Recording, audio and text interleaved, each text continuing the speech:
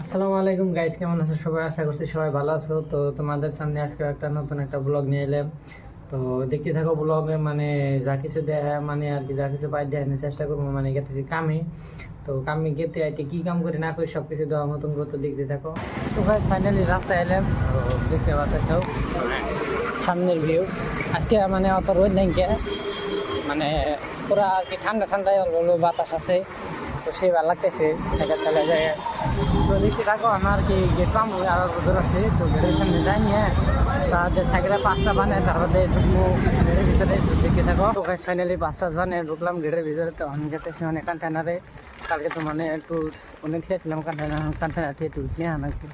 Phone করে মানে কাম হয়, মানে মিস্ত্রি করবো কালকে দিনে কাম চাল। তো কালকে আবার সহজ হলে বসলাম, মানে জ্বরা চাল তার মানে। তো দেখতে থাকো কোন যায় না। ফাইনালি কন্টেনারে পাইলাম। দেখতে পাচ্ছ কন্টেনারের এই কাম, মানে দরজা বানাইতে দিছে, ওই জন্য ফ্রেম বানাবো। দেখতে থাকো ওখানে আর বরাবর ওখানে কাম দেয়।